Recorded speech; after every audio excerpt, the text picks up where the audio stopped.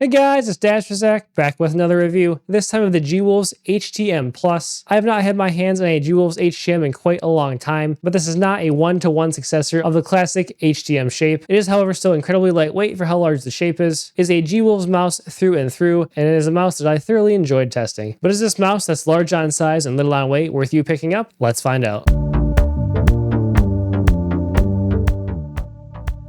So here we have it, the G-Wolves HTM Plus. They never sleep, always releasing mice over there at G-Wolves. Has this sick blue translucent shell. I am a huge fan of the translucent G-Wolves shell aesthetic, although they may be divisive. This HTM Plus here, not entirely a spiritual successor to the original HTM, but it is in some ways. The bottom profile is very similar, but the mouse is 4mm longer in length, but it is 3mm shorter in height. There's a slightly more distinct back hump presence in how it fits into my hand, but is insanely lightweight in the 30-gram range for a 128mm mouse. That is absolutely absurd. Has some interesting features here on this pre-release version, not quite the same that I'll talk about for the final retail version. And with that, let's jump into the implementation of the mouse. So we have the Huano SPDT switches here, extremely snappy, extremely spammable, quickly becoming one of my favorite switches these days as I use them more and more in these newer G-Wolves mice. The main buttons, virtually zero side-to-side wobble, very minimal pre and post travel that make them feel very snappy all across the mouse. Barely any heavier here, even at the top. It's very usable at almost any point of the main buttons. Just overall a joy to use. I do absolutely love these new G-Wolves clicks. The switches have that nice mechanical bump, but they're not heavy by any means, and I really just don't have any complaints at all. Here we also have the standard knurled rubber G-Wolves scroll wheel that I am a big fan of. The steps when you scroll are definitely on the lighter side, but they are defined. The click is extremely spammable, probably my favorite attribute of the mouse, and always very nicely styled to match the side buttons and bring the overall aesthetic level of the mouse up by at least one. Coming to the side buttons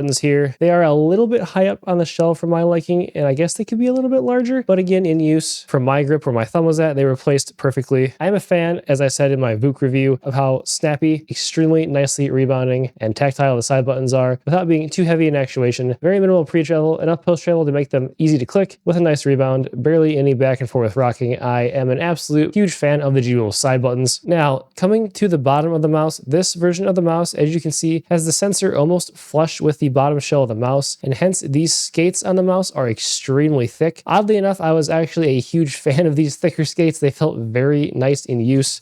Pretty quick here on the 10-X Jinsoku, assuming the surface of these skates that come out retail may be similar to these, in which case I am a pretty big fan of them. These are extremely well-rounded on the quicker side for me. One issue that happened with this sensor placement, which is why it's going to be put back to a normal height here in the mouse on retail with the normal thickness skates, is that if you got into some softer pads, pushed down into the pad, there would be some tracking issues. This did not happen most of the time, did not happen on glass, and is not something you should be concerned about should you pick up a retail version of this mouse. As far as the coating, there's no coating. Coming to build integrity, extremely good. Again, this mouse in the 30 to 40 gram range. We'll give you an exact number later in the video, but there is just no flex to write home about anywhere. Very impressive stuff, as always, from G-Wolves with the insanely light weights on even these larger sizes without getting rid of any integrity. Again, PCB to reinforce the shell there on the side, as you can see those pieces, and then this support bar here in the back as well. One more thing I forgot to mention on the bottom, love these larger spots here for any amount of dots or even some aftermarket skates you can put on there that are larger than the stock skates that come on the mouse. Scrolling from the bottom. Overall implementation, it's a G-Wolves mouse. It lives up to the standards and the expectations you would have for a G-Wolves mouse. The shell feels exactly the same. Again, looking forward to the Lycan's smooth shell coming. I have my pre-order in for that. I am a big fan of G-Wolves scroll wheels. I love the side buttons and the main clicks, extremely snappy and spammable with extremely low latency on these main clicks, and the build integrity is second to none. Hopping into one of the best sites on the internet just to reinforce what I was talking about here with the difference in the original HTM Ace versus this Plus. The original Ace was, again, 4mm shorter in length, 3mm shorter in height, but as you can see here, had much more of a mid to front hump presence, which I actually found very comfortable in that. It was more of like an HTS larger with a little bit less taper. We do maintain that back flare and a pretty similar taper profile, although it used to flare out more on the front here. We stay a bit narrower now on the HTM Plus, and then this little jut out here in the back is sort of what I was talking talking about, and I'll show you how that feels in hand as we go into some more in-depth shape comparisons. So there's just a few shapes that I want to compare this to just to give you a better idea of how this feels in hand. The first of those being the VGN F2. I have the Master Plus version in a box next to me, but I'm too lazy to unbox it, so here's the Pro. The main difference here is there's just a more prolonged hump presence here. Like, it does not fall off until it gets pretty far back on the mouse, where the tapering begins earlier here on the F2 and most mice, and then it's a steep drop off that almost creates like a ball hump feeling like you would get on like an X2H. So when you get that in hand, you really feel that hump here in your palm, and it does really emphasize and make this mouse feel like a little bit longer even than it is. That was my one complaint about the mouse. I wish they had tapered off a little bit earlier for my personal shape preference. I think it would feel a little bit more comfortable in hand, but again, probably rules this mouse out for small hands, but it does feel pretty nice for medium and large. It gives a very unique feel. I don't think any other mice, at least that I've used, really have this sort of shape and hump feel